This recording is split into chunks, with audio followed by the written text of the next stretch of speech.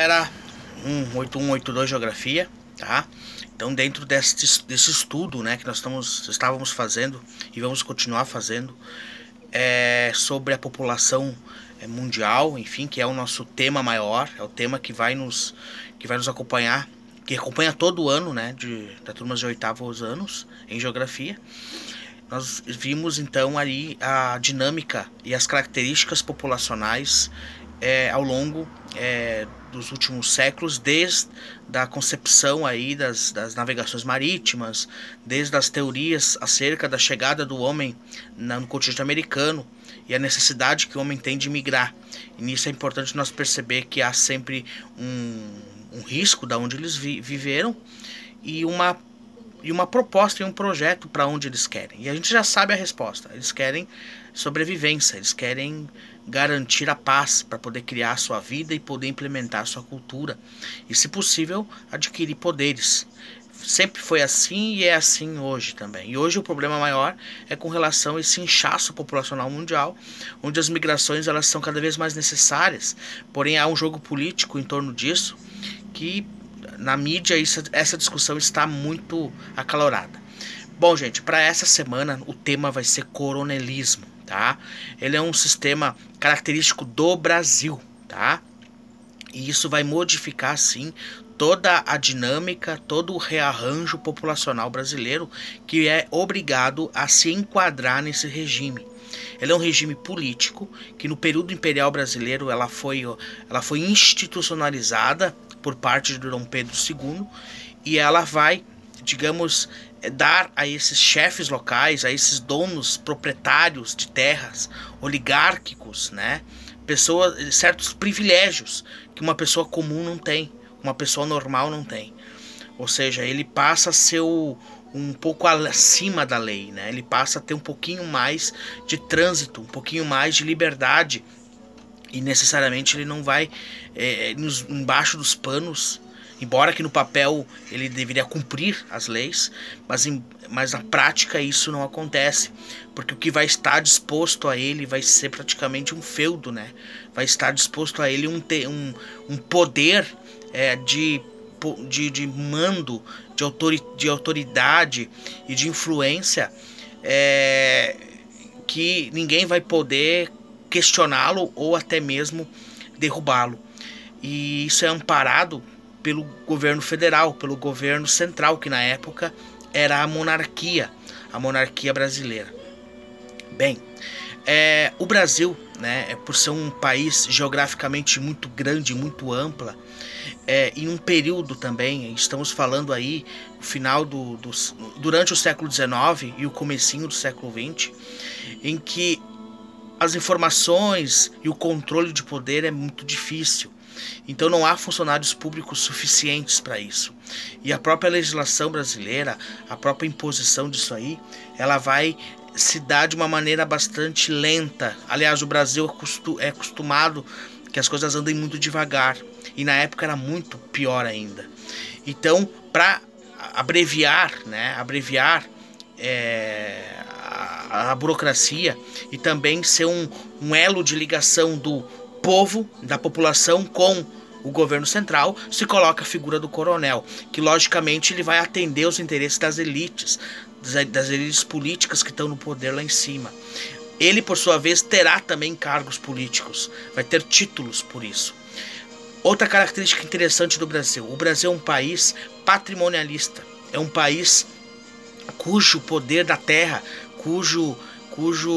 a importância de ser donos de terra é muito, muito, muito grande, tá? Tem um livro, gente, um livro do Faoro, Raimundo Faoro, que é Os Donos do Poder, que mostra isso claramente, que no Brasil as coisas acontecem de acordo com os interesses dessa elite coronelista. Esse mesmo coronel que vai criar uma justiça que ele quer, a própria economia, ele vai escolher quais são a economia, quais são os trabalhos, quais são as pessoas que vão trabalhar ali na sua cidade.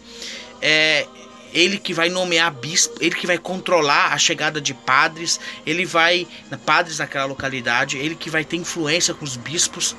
Ou seja, o padre ele é importante porque ele é um elo de comunicação entre entre o coronel e a população.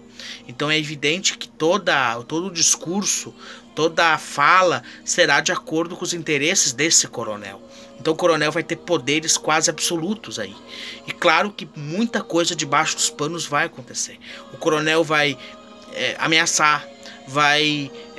na eleição, gente, isso acontecia muito. Ele indicava as pessoas pelo qual as pessoas tinham que votar. E se as pessoas resolvessem ao menos questionar o coronel, logicamente ele estaria expulso das terras. E as pessoas não querem perder as suas raízes, não querem perder a sua terra, porque eles têm filhos para criar, têm que trazer comida para dentro de casa. Então as pessoas se sujeitavam, se submetiam aos desmandos e abusos e o autoritarismo desse coronel. O coronel muitas vezes mandava matar e ia chorar no enterro.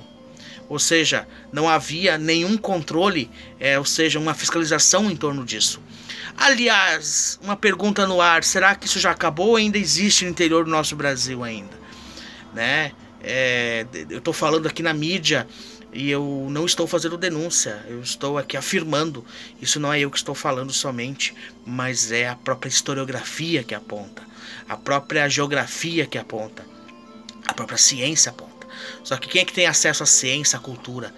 É as elites. Então, devo dizer que eu sou elite e vocês que estão recebendo esse áudio, vocês também estão numa situação melhor. Ou seja, as pessoas que deveriam ouvir isso, eles não ouvem. E se eles ouvirem isso, eles vão esconder esse celular, vão esconder esse áudio, porque eles serão perseguidos e poderão sofrer restrições por isso. Então a relação política do Brasil se deu dessa maneira, de uma maneira corrupta, de uma maneira coagida, de uma maneira patrimonialista e autoritária, com uma questão do trabalho escravo mal resolvida, ou seja, a transição da escravidão para a liberdade se deu de uma maneira muito mal gerida, mal gerenciada, e o coronel não soube fazer isso, porque o racismo continua existindo, e mesmo vindo os imigrantes para o Brasil, os imigrantes europeus para o Brasil, essa relação colonialista ela vai se afinar cada vez mais, porque esses colonos também têm interesses em ter propriedades e também serem futuros coronéis. Tá? Então as elites brasileiras são da descendência italiana, da descendência alemã, principalmente na região de São Paulo, na região do interior do Brasil, como Salvador, Recife. No Rio Grande do Sul também nós temos. O maior deles, o conhecido, é Silveira Martins, né? O grande opositor dos farrapos, enfim. E a população brasileira ela vai se modificar, ela vai se formar em torno da figura deste coronel. Quem é o coronel? Ele é uma figura autoritária, autocrática, e que é um fenômeno brasileiro, praticamente dita. Já na América Latina nós temos o caudilismo, nos Estados Unidos nós temos a figura do destino manifesto, do escolhido, né? E nós temos ali no México a questão do caciquismo, que nós já vimos também. Então, pegar essa explicação, o texto que eu postei lá, uma imagem sobre o voto a cabresto, e produzir uns relatórios aí do que vocês aprenderam. Beijo e boa semana.